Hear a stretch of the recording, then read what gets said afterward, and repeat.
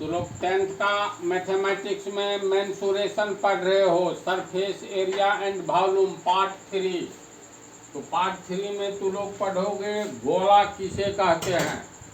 तो गोला किसे कहते हैं यह बाद की बात है। बहुत तरह की संरचना देखते होगे, तो समझ लो जो गोल है वही गोला कहलाएगा। परिभाषा बतलाते हैं, जैसे देखो इस टाइप की आकृति जहाँ भी देखो सभी ओर से गोल है, इस टाइप की आकृति गोला कहलाता है। जो क्रिकेट का गेंद, फुटबॉल, वॉलीबॉल, बच्चा सबका ये खेलने वाला गेंद, ये सब गोला का उदाहरण है। फिर लड्डू, लड्डू जो होता है रसगुल्ला नहीं, रसगुल्ला बेलन जैसे बनने लगा है। कहने का अर्थ बेलन हम पढ़ा दिए हैं, लेकिन ये गोल गोल रसगुल्ला जो होता है। फिर लाल मोहन, बहुत सारा मिठाई देखोगे ना गीला वाला, इसी टाइप का होता है। तो इस टाइप की आकृति जहाँ भी देखो समझ जाओ गोला है, स्फेयर है। बहुत सारा नींबू अब बेलनाकार भी होने लगा है, लेकिन कुछ नींबू ऐसे होते हैं जो बिल्कुल गोल होते हैं सभी ओर से। तो इस तरह की आकृति को हम लोग गोला कहेंगे। तब सवाल पैदा होता है इसकी परिभाषा क्या होनी चाहिए, इसकी क्या विशेषता है। तो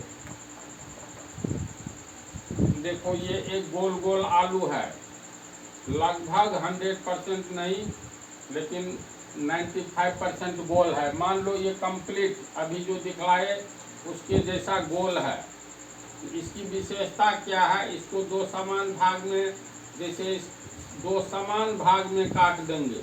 तो काटने के बाद देखो तुम लोग ठीक से बिंदु दिखाई दे रहा होगा। जब इसको हम लोग सटाएंगे तो ये बिंदु एक दूसरे को ढक लेगा। तो ये बिंदु है कहाँ, ठीक बीच में है ना जी।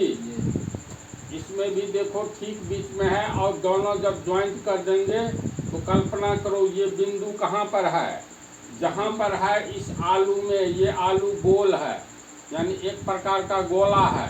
तो अभी जो भीतर में ठीक मध्य में बिंदु देखे हो, उस बिंदु को इस गोले का केंद्र कहेंगे। तो केंद्र एक ऐसा जगह होता है, जैसे दो फका कर दिए इसको दो पार्ट में। तो यहाँ केंद्र से लेकर के यहाँ से हम लोग अगर दूरी मापेंगे, एक पिन ले लेंगे, तो पिन को किसी भी दिशा में ले जाएंगे। मान लो यहाँ लाएंगे तो 3 सेंटीमीटर ये होगा।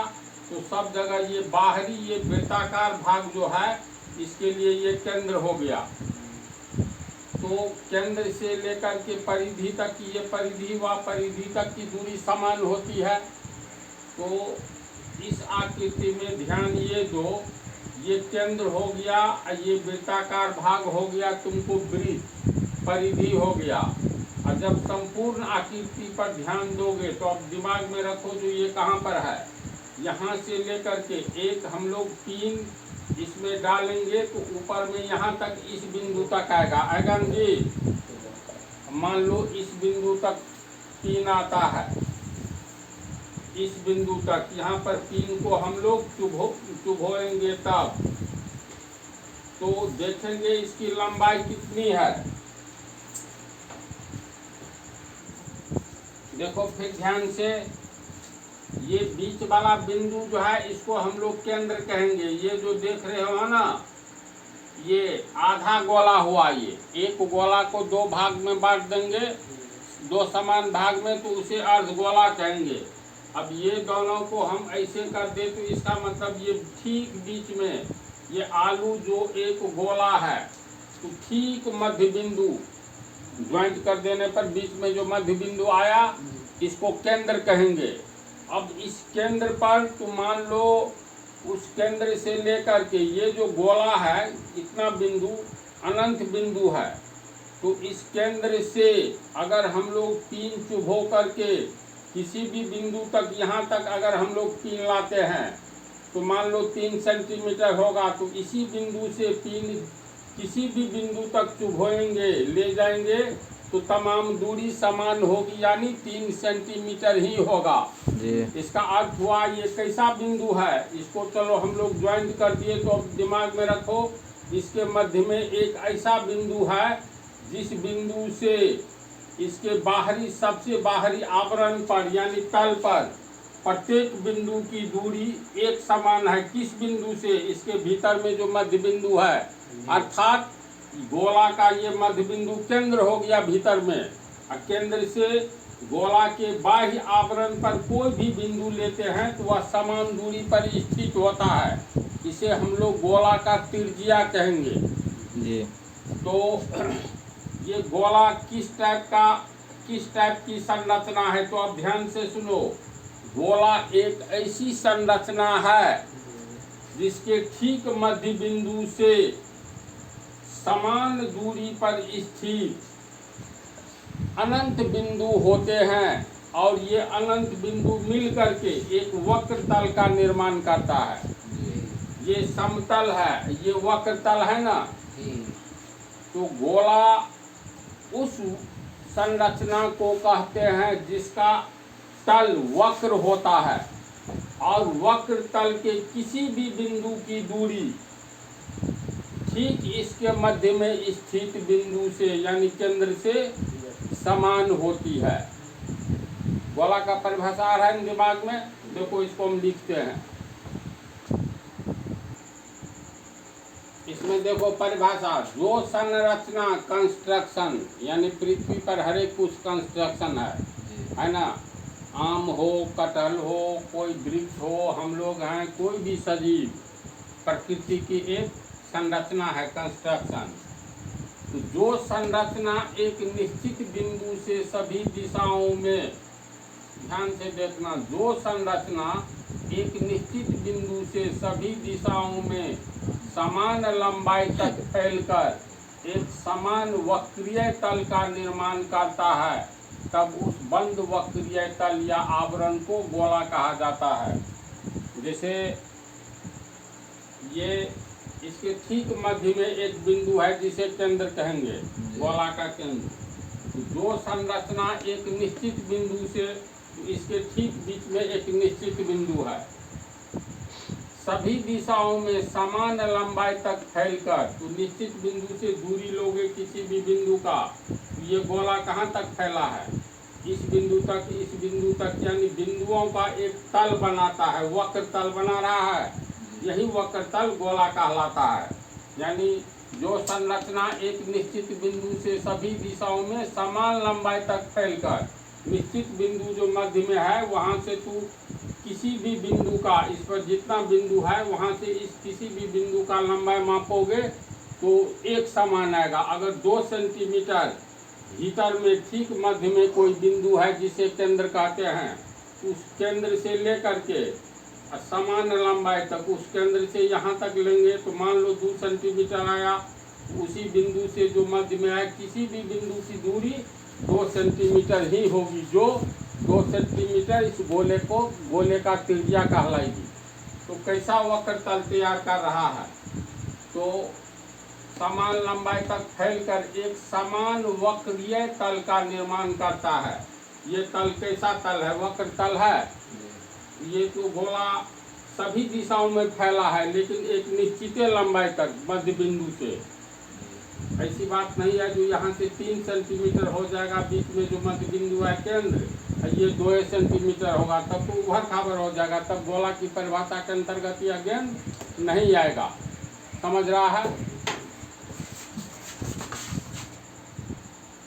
तो एक वक्र तल का निर्माण हुआ तो एक समान वक्रीय तल का निर्माण करता है ना। तब उस बंद वक्रीय तल या आवरण को गोला कहते हैं। ये जो वक्रीय तल है इसको हम लोग एक आवरण भी कहेंगे और इसी का नाम हो गया गोला। तो परिभाषा के अनुसार फिर एक बार 1 देख लो। जो संरचना एक निश्चित बिंदु से, यह एक संरचना है जो एक निश्चित बिंदु जो मध्य में है वहाँ से सभी दिशाओं में समान लंबाई तक फैलकर, तो मध्य बिंदु से सभी दिशाओं में ये गोला समान लंबाई तक फैला हुआ है। 2 सेंटीमीटर माने तो 2 सेंटीमीटर तक सभी दिशाओं में फैला है। तो फैलकर एक वक्रीय तल का निर्माण करता है। सभी दिशा में फैल कर ये तल वक्र तल है। तो वक्रीय तल का निर्माण करता है, तब उस बंद वक्रीय तल को, ये वक्रीय तल कहीं से नहीं खुला है, सब ओर से बंद है, तो ये बंद वक्रीय तल को या आवरण को गोला कहते हैं। समझ गया? अब उदाहरण जो हम लोग देंगे, तो गोला में तुमको इसका चित्र 3 डायमेंशन होता है, लंबाई, चौड़ाई और ऊंचाई। तो हम लोग इसको कैसे दिखा सकते हैं? देखने में वृत्त लगेगा, लेकिन मानना है गोला। अब जैसे मान लो ठीक मध्य वाला बिंदु ये है, तो समान त्रिज्या लेकर के तो हम लोग वृत्त ही खींच सकते हैं। तो इसी को दिखलाने के नाम पर इसी को हम लोग कहेंगे गोला। समझ रहे हैं ना? ये सी बिंदु मान लेते हैं, तो ये बाह्य आवरण तक जो ये रेखा खींचेंगे, ये कहलाएगा त्रिज्या। त्रिज्या को हम लोग रेडियस के नाम से जानते हैं। ये हो गया त्रिज्या आर, जिसकी लंबाई समान होगी जी। तो ये हुआ तुमको परिभाषा गोला का। अर्धगोला देखो, किसी भी गोला को मतलब इस ढंग से काटा जाए ताकि वह 2 समान भाग में बट जाए, तो ऐसी स्थिति में प्रत्येक भाग को हम लोग अर्धगोला कहेंगे। अर्धगोला का अर्थ हुआ, मान लो ये गोला है, तो इसको इस ढंग से काटना है ताकि ये तल का जो निर्माण हो, उस तल के मध्य बिंदु पर केंद्र स्थित हो। इसमें देखो, ये एक गोला है, ठीक है, इसको हम लोग ठीक बीचों बीच काट दिए, तो ये ऐसे मिला, तो अर्धगोला इसी को कहेंगे। तो अब अर्धगोला में ये तुम लोगों को ध्यान देना है, जो अर्धगोला में कितना जगह है, ऊपर में तो ये जगह है, तो इसको कहेंगे ये वक्र है, तो वक्रीय तल, वक्र पृष्ठ हुआ।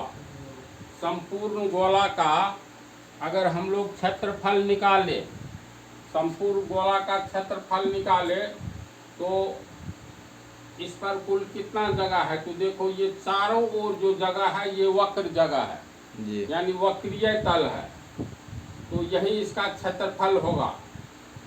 लेकिन अर्धगोला, इसको हम लोग 2 भाग में काट दिए, तो ये आधा गोला ये, आधा गोला ये, तो अब क्षेत्रफल इसका कितना होना चाहिए, तो आधा क्षेत्रफल तो वक्र तल वाला हो गया। एक चीटी को यहाँ पर रख दो घूमने के लिए, तो जितना जगह है उतने जगह पर घूमेगा। तो कहाँ कहाँ घूमेगा, पूरे इस भाग पर घूम करके, और चीटी फिर ऐसे आकर के इस जगह पर घूमेगा, क्योंकि यहाँ जगह है, तो इसलिए यह जगह भी क्षेत्रफल है।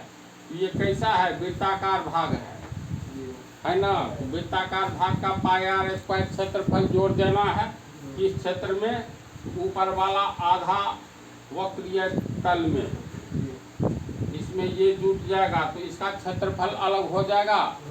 कल्पना करो इसको खखोर लिए हैं चाकू से, ये खाली हो गया, तो ऊपर में जगह नहीं रहा, तब इसका क्षेत्रफल मात्र वक्र पृष्ठ का क्षेत्रफल होगा। बातें समझ में आ रही है ना?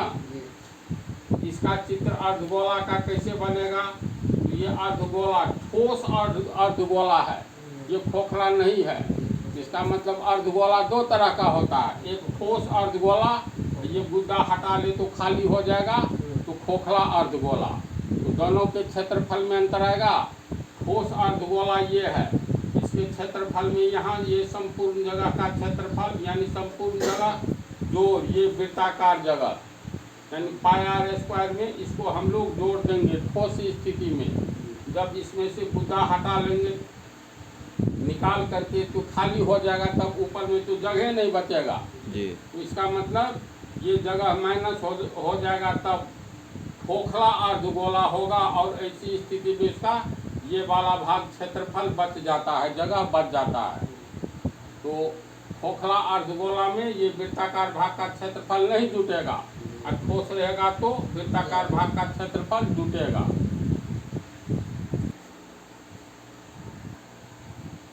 ये अर्धगोला का चित्र है। अर्धगोला में तुमको ये वृत्ताकार भाग है, ऐसा तुम लोग को लग रहा है।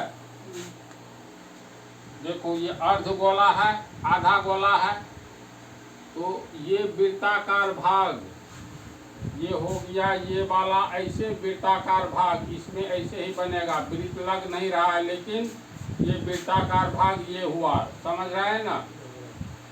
इसके ठीक बीच में केंद्र है, तो वो हो गया केंद्र। केंद्र से ये हो गया वृत्त का परिधि, तो केंद्र से परिधि तक की दूरी को त्रिज्या कहते हैं। और केंद्र से गुजरने वाली ऐसी रेखा जो परिधि को दोनों ओर से टच करे, स्पर्श करे, वह व्यास कहलाता है। तो तुमको ये हो गया ओ केंद्र हो गया।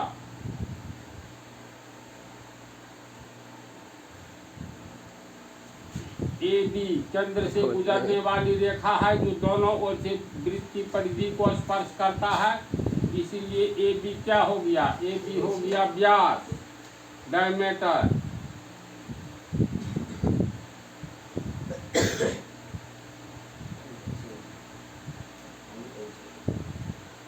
ओ ए और ओ बी ये हो गया रेडियस, इसको हम लोग आर से व्यक्त करेंगे, व्यास को डी से व्यक्त करेंगे।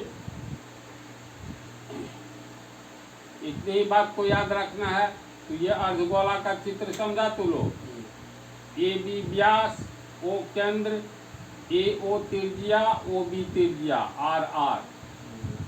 व्यास का आधा होता है त्रिज्या, ये 5 सेंटीमीटर, ये 5 सेंटीमीटर। त्रिज्या तो समान लंबाई की होगी, तो 5 5 10।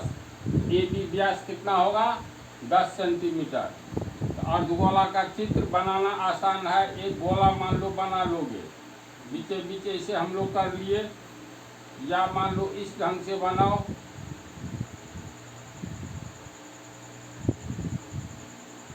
तो ये हो गया अर्धगोला। लेकिन वृत्ताकार भाग दिखाने के लिए क्या करेंगे, तो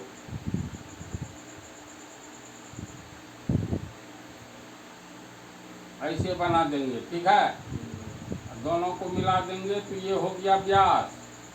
मध्य बिंदु ले लेना, इसको कहेंगे ओ, तो ये हो गया तुमको केंद्र। कुछ नाम रख दो, एम एन व्यास हुआ, ओ केंद्र हुआ, ओ एन त्रिज्या हुआ, ओ एम त्रिज्या हुआ, ओ एन बराबर ओ एम, ये आर, तो ये भी आर। तो अर्धगोला के बारे में समझ गया। अगर मान लो ये ठोस है या खोखला है, दोनों स्थिति में दोनों के क्षेत्रफल में अंतर आएगा। तो गोला में अब तुम लोगों को चाहिए फार्मूला।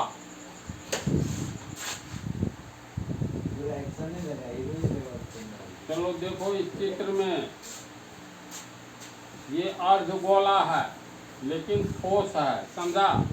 जैसे गोला के कुल वक्र पृष्ठ का क्षेत्रफल, total surface area of a sphere, इसको संक्षेप में हम लोग पी एस लिखेंगे। पी से टोटल, एस से सरफेस, ए से एरिया।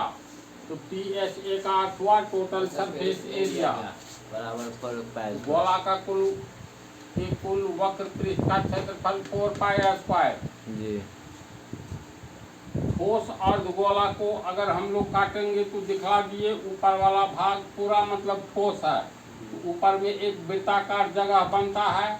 तो आधा गोला का कुल वक्र पृष्ठ का क्षेत्रफल का आधा कितना होगा, तो ठोस अर्धगोला के वक्र पृष्ठ का क्षेत्रफल, तो आधा वाला भाग का इसका आधा होगा जी। तो इसका आधा हो गया 2 पाई आर स्क्वायर प्लस वृत्ताकार भाग का क्षेत्रफल प्लस अर्धगोला के वृत्ताकार भाग का क्षेत्रफल पाई आर स्क्वायर। तो जोड़ लो कितना हो गया, 2 pi R square, 1 pi R square, 3 pi R square जी। कैसे हुआ समझ गया जी। खोखले अर्धगोले का कुल पृष्ठीय क्षेत्रफल कितना होगा, तो खोखला गोला में ये ऊपर वाला ऊपर से नीचे पूरा खाली रहता है, सिर्फ एक संरचना होती है। ऊपर वाला वृत्ताकार भाग माइनस हो जाएगा, जो ही माइनस हो गया तो संपूर्ण गोले का आधा होगा। तो 4 पाई आर स्क्वायर का आधा 2 पाई आर स्क्वायर। तो इसको तो लोग याद रखना। गोला का आयतन, तो गोला का आयतन याद रखना, ये होता है 4/3 पाई आर क्यूब, समझा। तो अब ये तो गोला का आयतन हुआ। अर्ध गोला का निकालना होगा तो इसमें क्या करेंगे, 2 से भाग दे देंगे, यानी अर्ध गोला।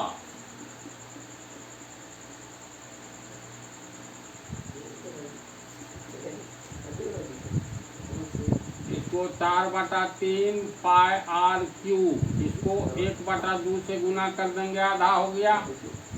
ये 2 का 2, 2 2 4, कितना हो गया, 2/3 पाई आर क्यूब।